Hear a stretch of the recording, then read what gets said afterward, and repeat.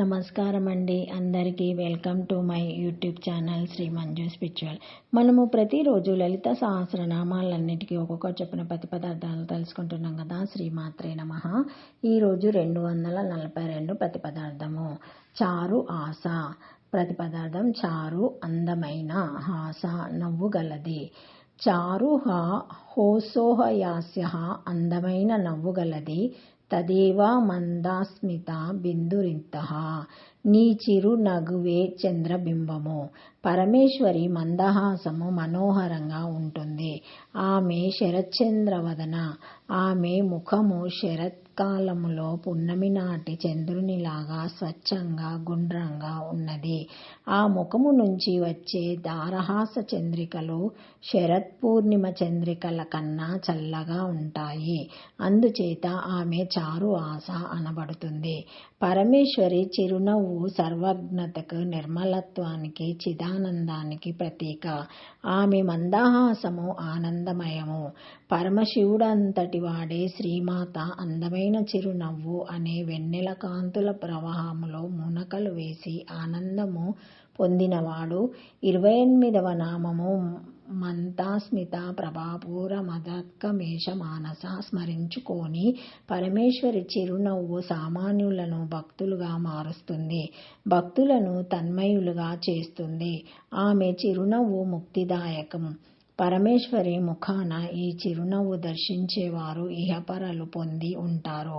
సీతాదేవి మందహాస్యాన్ని వాల్మీకి మహర్షి సుందరకాండలో శుచిస్మిత, సుస్మిత భాషిణి నామాలతో వర్ణించాడు.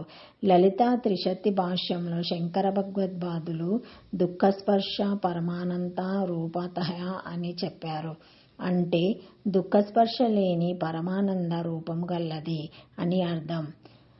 అమ్మవారి తేజస్సు సూర్యుని ప్రకాశంగాను, ఆమె సాన్నిధ్యం చంద్రుని వికాసంగాను ఉంటాయి. చంద్రుని వికాసానికి కారణం వెన్నెలే. అమ్మవారి ముఖము నిండు శరత్పూర్ణ బింబము అని చెప్పుకున్నాం కదా.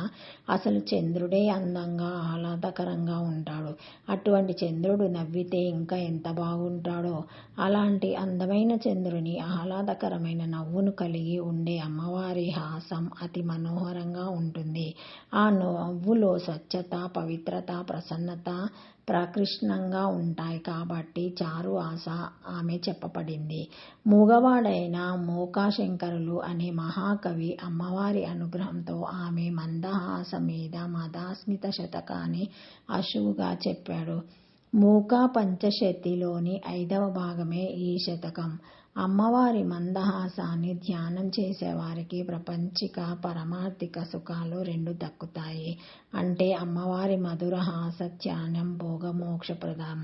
శ్రీ శంకర భగవత్పాదులు తమ సౌందర్యలహరిలోని 63వ శ్లోకంలో అమ్మవారి ముఖచంద్రుని చిరునవ్వు వెన్నెలలోని మాధుర్యాన్ని గురించి వర్ణించారు.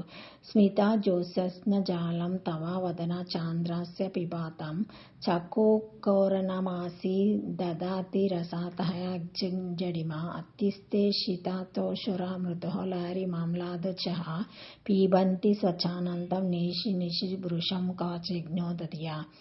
దేవి, చకోర పక్షులు నీ ముఖం అనే చంద్రుడి నుండి ప్రసారించే చిరునవ్వు అనే వెన్నెలను బాగా తాకాయి. ఆ వెన్నెలలు ఎక్కువ మాధుర్యంగా ఉండడం వల్ల వాటి ముక్కలు ఆ తీయదనాన్ని భరించలేక ముక్కలకు వెగటు కలిగింది.